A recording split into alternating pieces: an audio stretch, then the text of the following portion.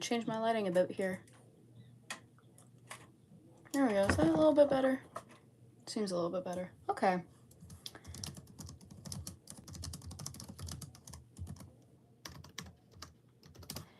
Hello. So, last week I talked about Albert Fish. This week I'm going to talk about Bobby Joe Long. Hi. I'm going to talk about Bobby Joe Long, who was a serial killer in Florida. Of course, it's Florida. And he's accused of killing 10 women and convicted of killing 8. So, I am going to start with his childhood because that's, oh, I'm going to take my hair down.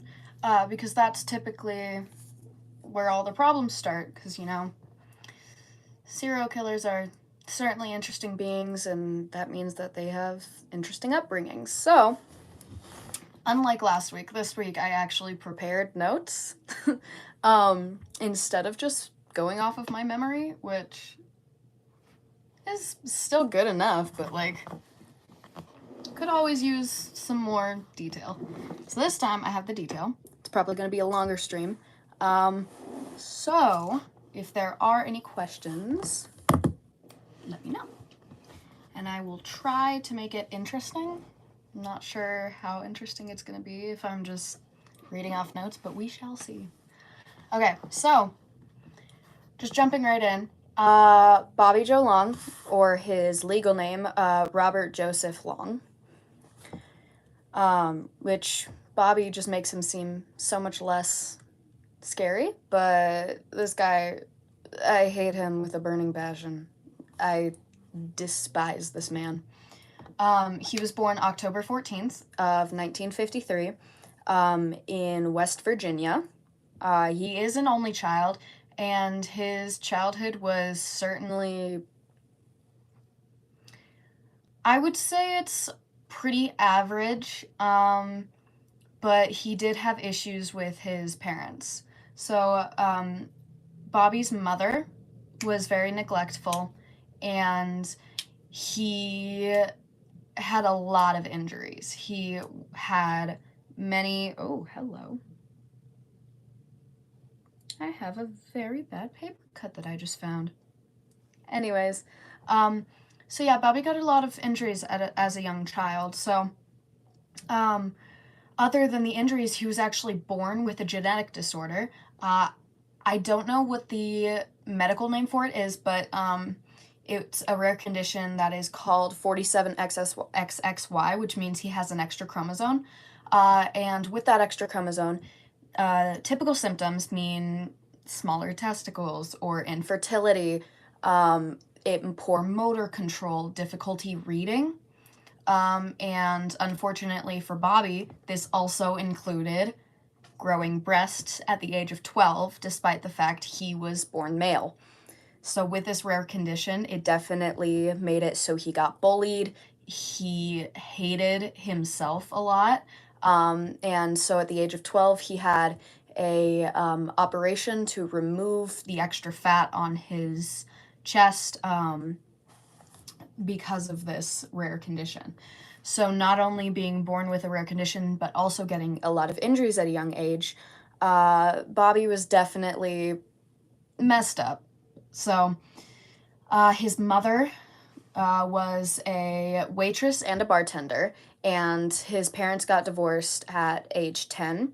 And so after they got divorced, his dad left, and his mom and him were left poor.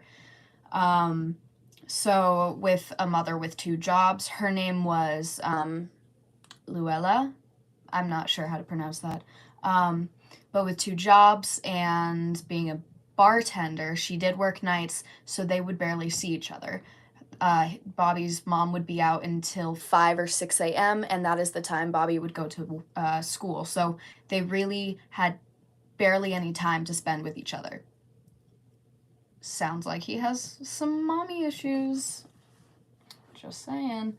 But until the age of 12, he shared a bed with his mother because they never could afford a second bed. But instead of sleeping at hotels or with relatives. At the age of 12, his mom finally could afford a house. So he bought a house and didn't have to live with relatives and in hotel rooms anymore. So, his mom did still have 2 jobs, and working as a bartender in skimpier clothing, his mom brought home a lot of men. And considering how there's nobody else to watch Bobby, his mom would hook up with these men while Bobby was present. So, definitely not the greatest household. Pretty neglectful mother who is not very responsible. And so there were a lot of injuries with a neglectful mother not paying very much attention. So let's see, at the age of 4, Bobby almost drowned, and he blames it. Doing great. He blames it on his mother being too focused on the men and not focused enough on his well-being, which is fair. I'm getting myself company in this chair. And then at the age of 5, he fell off the swings and... he fell off the swings and was unconscious. And during this, he actually fell and his eyelid was impaled by a stick, causing more brain damage. So so we got an injury in 4, we got an injury in 5, and now an injury at 6. He fell off a bike into a parked car, and he lost his teeth, and he did end up getting another concussion. This is concussion number 2 at the age of 6. At the age of 7, he got hit by a car and was hospitalized.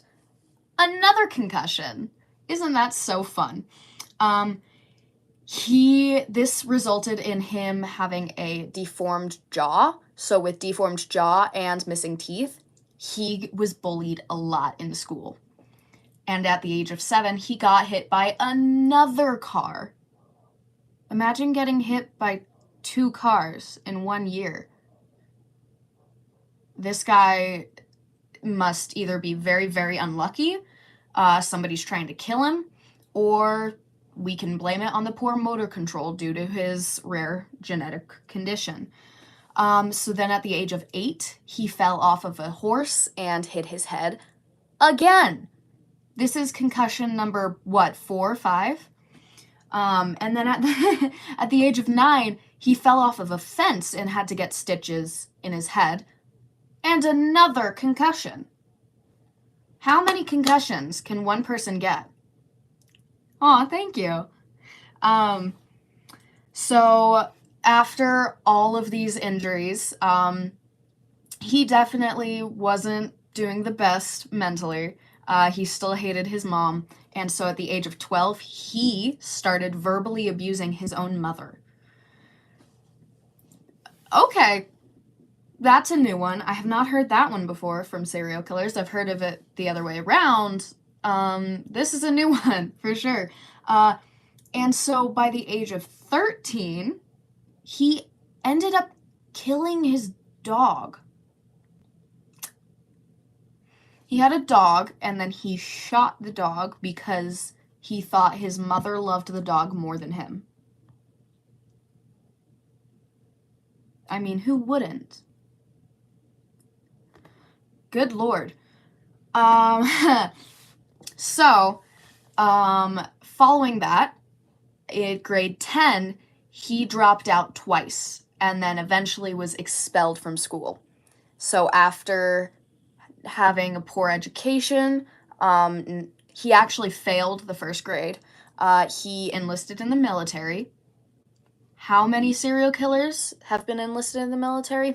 Let's count. Like, probably half of them. So many serial killers have been enlisted in the military. It's concerning. So grade 10, he dropped out and was enlisted in the military, and he actually had a rape allegation when he was 18. But that was dropped because of insignificant evidence. Because apparently a statement from someone isn't enough, because this is in the 90s. Not 90s, this is in the 80s. Yeah, so then at 74, or 1974, when he was still in the military, he got married to a woman named Cynthia Barlett. Later, they did divorce 6 years after in 1980. Thank God, I'm willing to bet she would have been one of his victims. They did end up having 2 kids. Nobody knows much about those kids because it's never been shared online much before. But, oh, I can zoom in. Oh, I just found that out. That's cool. Anyways, so yeah, he did have 2 kids. So did, let's see, we also have Gary Ridgway. He had kids. What's his name? I'm blanking on his name. He had a foot fetish. That's all I remember.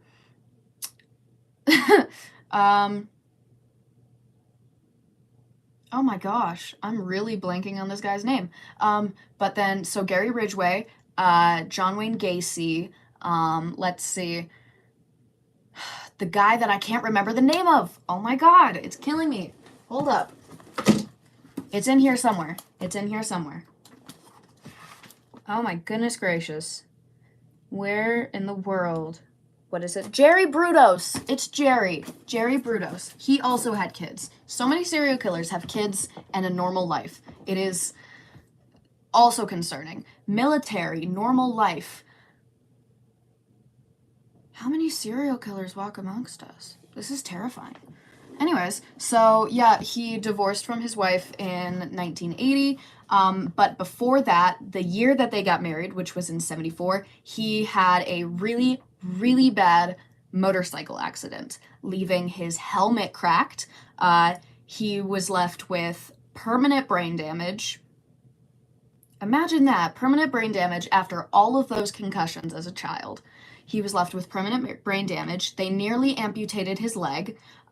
His shoulders were crushed, and his helmet cracked. I'm not sure if I already said that, but it ended up leaving him with half of his face had nerve damage and was basically dead. He was left with a limp and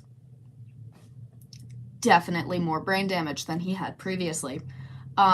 So before this accident, he had no offenses. He wasn't in trouble with the law at all. He didn't have any, other than that one rape allegation when he was 18, he didn't have anybody, like, paying attention to him. But after, he became very verbally and physically abusive to his wife, which is the reason that they got divorced in 1980.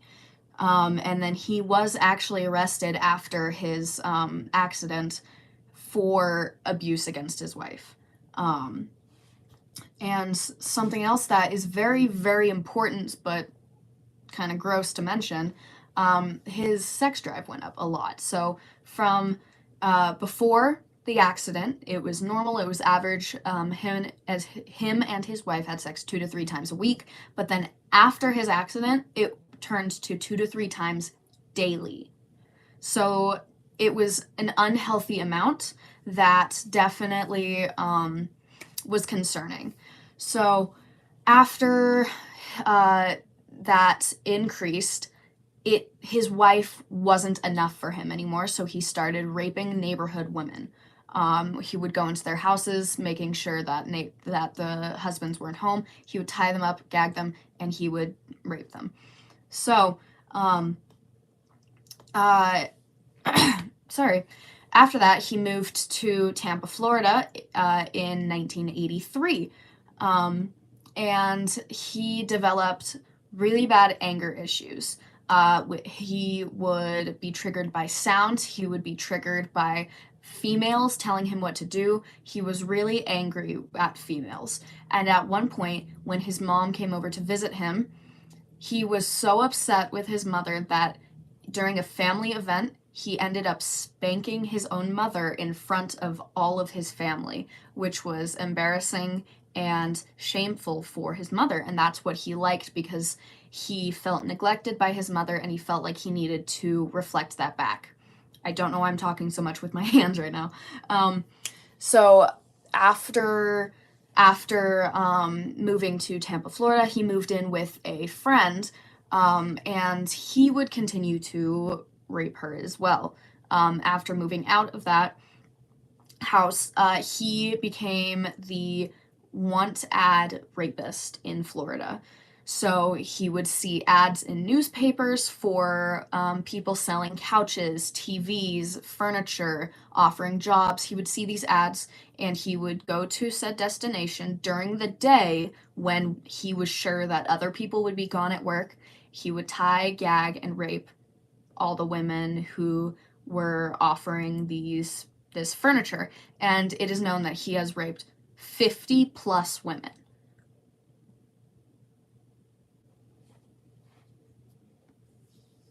Oh my god.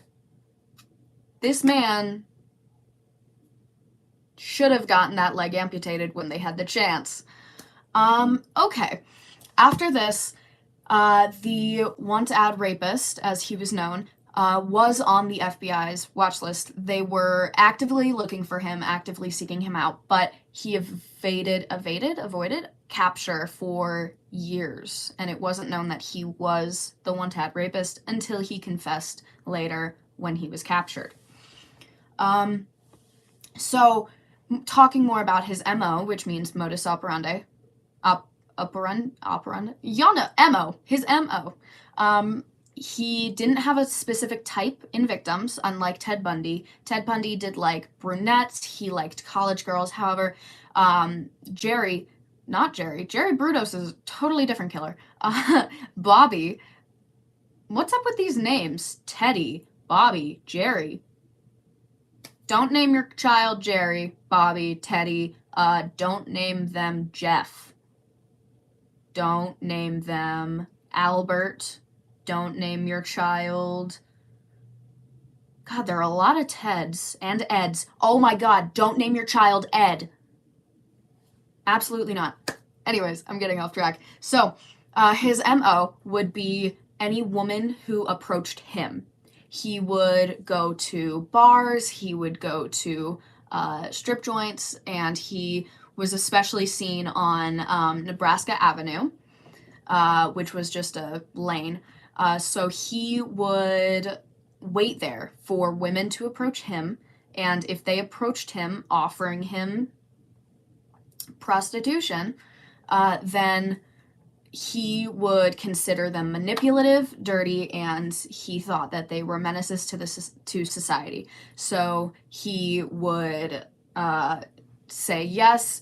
They would go in his car, and his car was actually designed for the victims. The passenger seat would sit fully down, and he always had ropes, gags, and a gun with him. So he would hold the women at gunpoint. He would tie them, so he would bind them and then set the chair or set the passenger seat all the way down, and then he would molest them with his free hand as they were driving.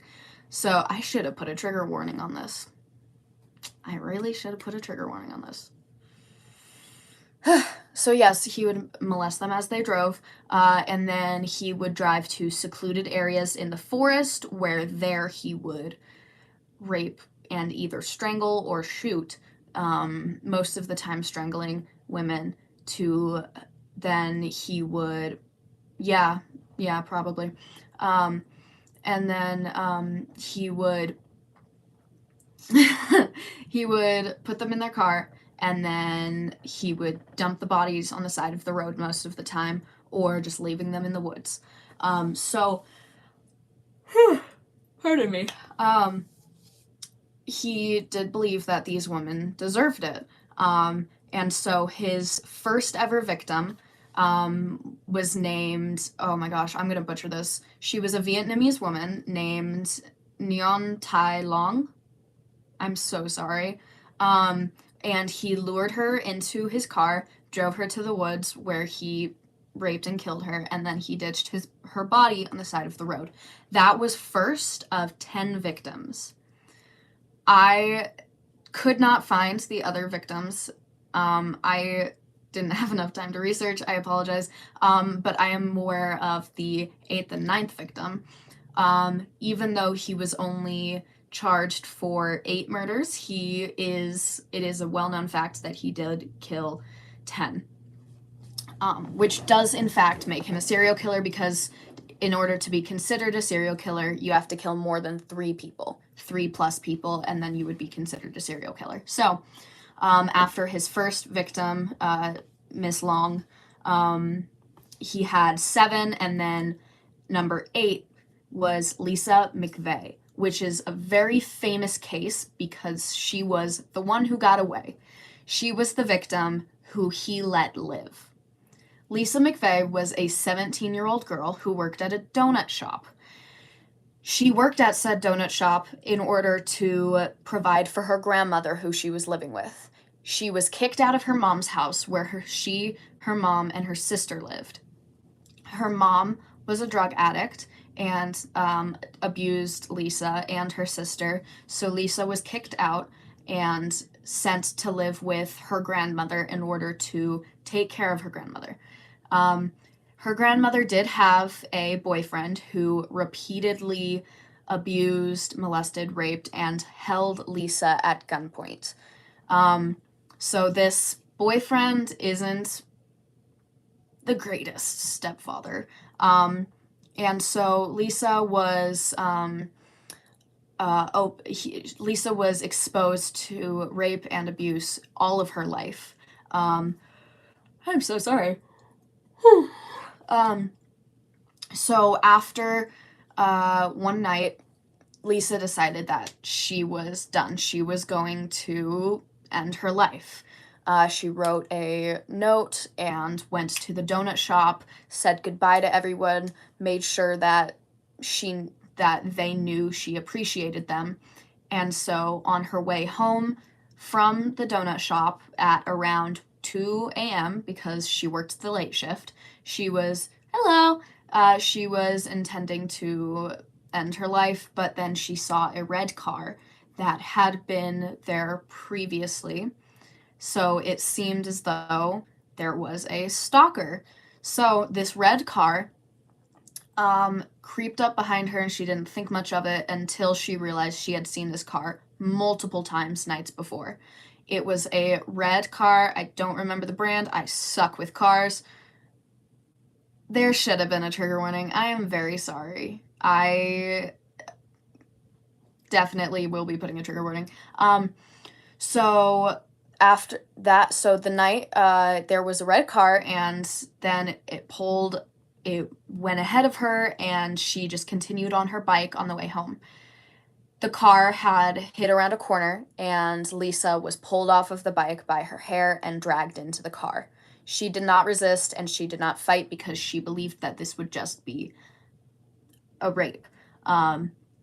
Little did she know, he was Bobby Joe Long and would kidnap her. So she didn't resist, but he tied her, bound her, and proceeded to rape her, and then he took her to his apartment rather than into the woods, which is unusual for him.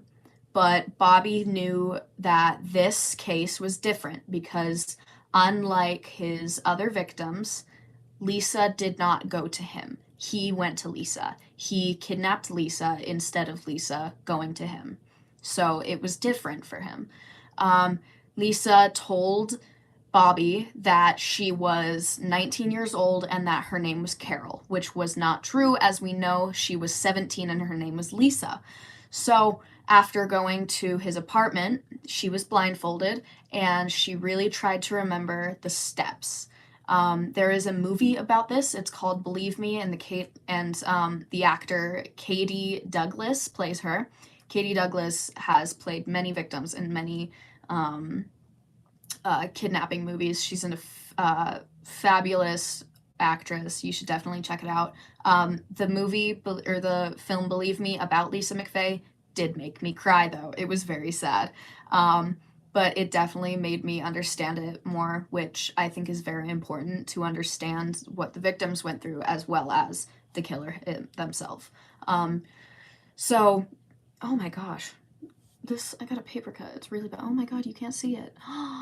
Oh, so sad. Anyways, So they went back to his apartment, and then Lisa was making an effort to remember everything she could. She counted the steps as they went up, she counted the directions, which was a quick left and then a right. And then she went into their apartment and tried to remember everything she could. At one point on the news, or on the radio, they did hear reportings of Lisa McVeigh, 17, kidnapped, where Bobby figured out she was lying, and she was once again raped. She was raped multiple times over it was, we don't know how long exactly, but it was about 26 hours that Lisa was with Bobby Joe Long. So during this time, Lisa left her fingerprints everywhere. She made sure if she was a victim of Bobby's, they would know it. She was very clever. She left hair, she left blood, she bit her finger and wiped the blood on the red seats of his car because he had red velvet seats in his car. And she just remembered everything she possibly could in order to get this guy because she was determined to get out. She no longer was suicidal because she was determined to make sure that this guy was caught. After a day-long period, Bobby knew that he had kept Lisa for too long and he would be captured. So he really did not want to kill Lisa because Lisa had played along. Lisa actually offered to be Bobby's girlfriend at one point, almost manipulating him. We know that Bobby had a complicated relationship with women, and so he was telling Lisa about how he had gotten a divorce, and so Lisa offered to be his girlfriend. So, playing these mind games, Lisa convinced him not to kill her. So he drove her out to a park where he put a blindfold on her, and actually Lisa was clenching her jaw so that if she unclenched the blindfold would be slightly loose and possibly she could see where she was. So using that trick, oh my god, I'm sorry. So Lisa was brought to a park, and then she was told, turn around and stay here for 5 minutes. And then in that time, she was terrified. She probably didn't move for maybe 10 minutes, but then after Bobby Joe Long got in his car and drove away, Lisa took off her blindfold and she ran like hell. She ran back to her grandmother's house where she told her grandmother everything. However, her grandmother did not believe her, and her grandmother's boyfriend was really very angry, and it was not good for Lisa. So they called the sheriff's office and said Lisa came home. It was all fake. She was lying. She made up this thing about being kidnapped. Nothing to worry about. However, because Lisa was a minor, or not only because Lisa was a minor, but because she was claiming to be kidnapped, they brought her into the station for an interview. Thank God. Nobody believed her at first, however. Because of how much she remembered, because of the evidence they provided, or because of the evidence she provided, because of the details, it was so unbelievable that something like that could happen to someone. They just didn't believe her, especially because of all the suicide notes that were around. So she was not believed for quite a while until what she was saying started matching up with the bodies dropping around town in Florida. Then she was able to testify against Bobby Joe Long, which is fantastic. So that was Lisa McVeigh. She actually now works as a Florida policeman. Yep, that's the word. She is a police officer now at Florida, and she made a very deep connection with one of the detectives there who helped her solve the case. I'm telling you, believe me, the movie, believe me, is a fantastic movie, and I highly recommend it. Oh, that's my alarm to drink water. Stay hydrated. Drink water.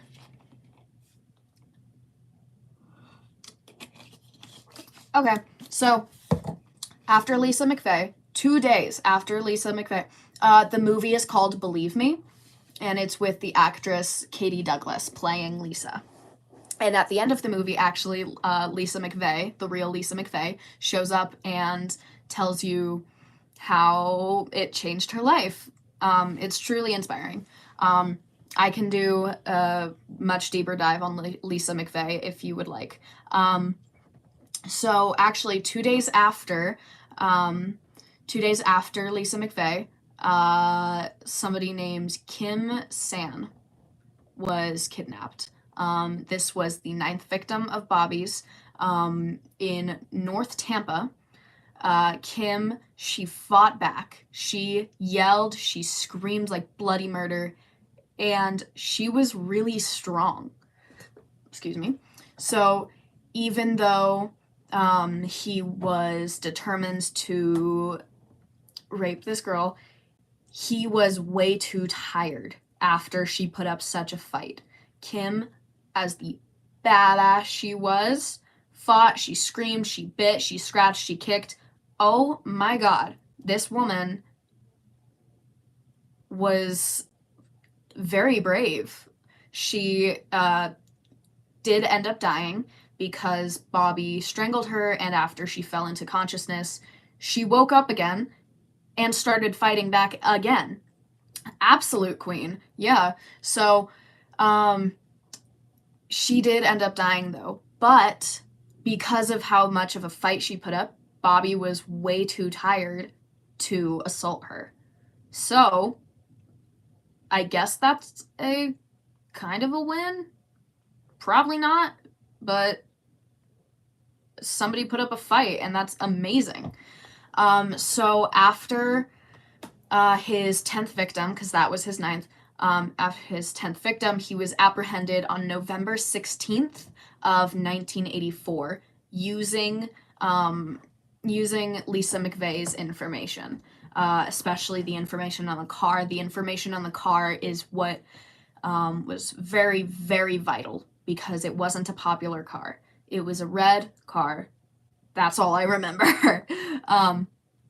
So yeah, the defense attorney for Bobby Joe Long argued it was because of the brain damage. None of this would have happened if he didn't get in that motorcycle accident. In fact, none of this would have happened if he had a better mother. Maybe that's what this all ties back to, because of how many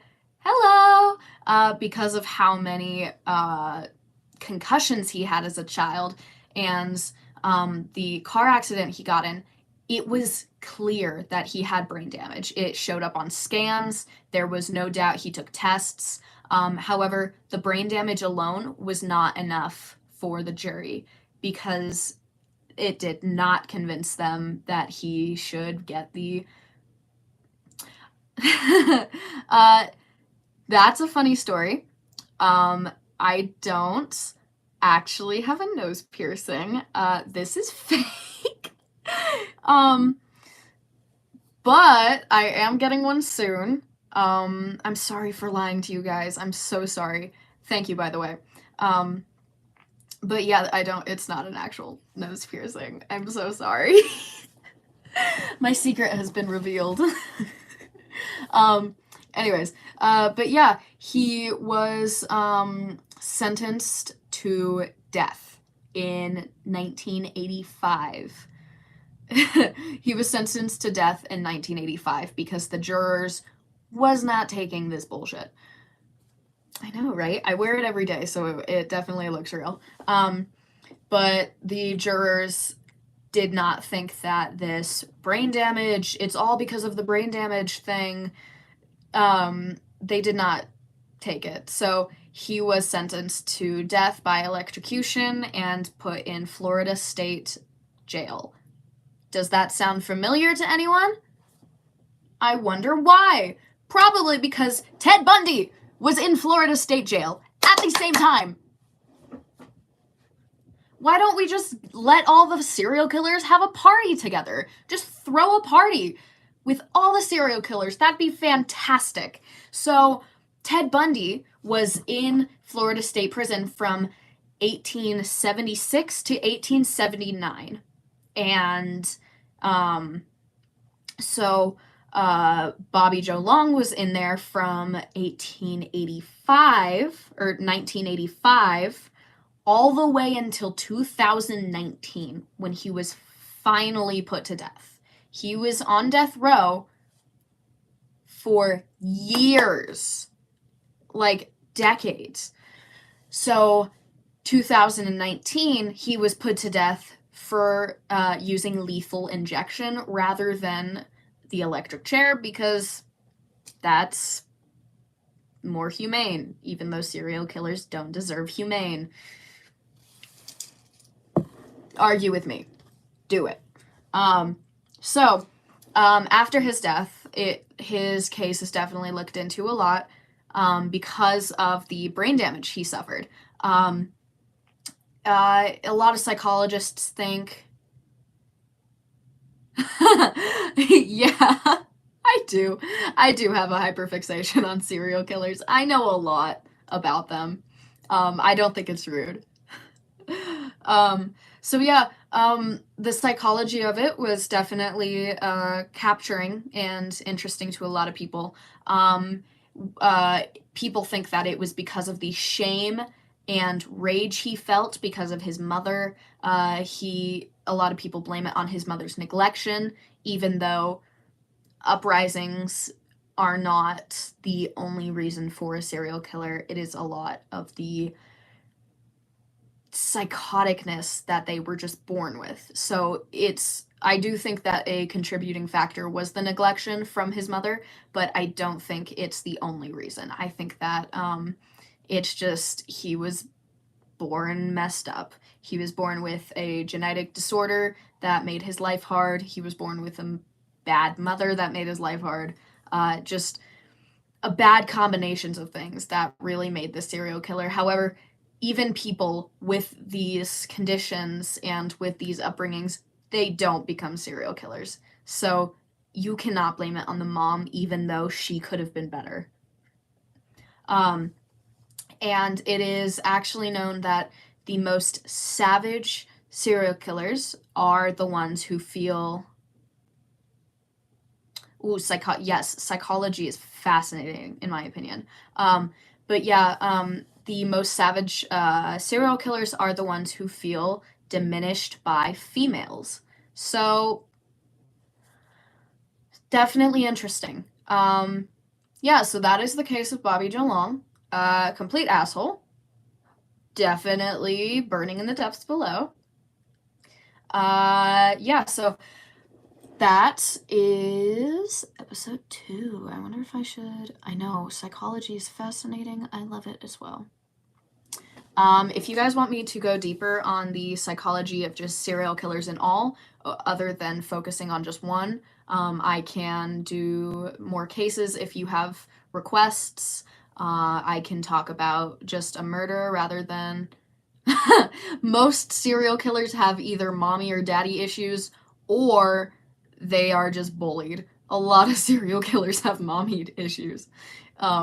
Definitely common. If you guys have any requests for cases, if you guys have any requests for psychology that you want me to go over, because I really do like telling people about this, even if I don't get more than 10 views, which is perfectly fine by me because it's fun to tell you about it. So please let me know if you have any requests, and thank you for being here. Thank you. Ooh, that reminded me. Maybe I should go live. Maybe I should do a sing stream. Would you guys like if I go live for a singing stream? Thank you. I do yap a lot. Bye! Thank you for joining. But let me know if you guys have any requests or would like me to do any other types of streams like singing. So, thank you for joining. It was fun. Oh, hello. Thank you. Okay, awesome. Okay, thank you for joining. Bye. I will try to do this again next Friday. I'm gonna try to do this every Friday, so just let me know if you have any requests. Bye.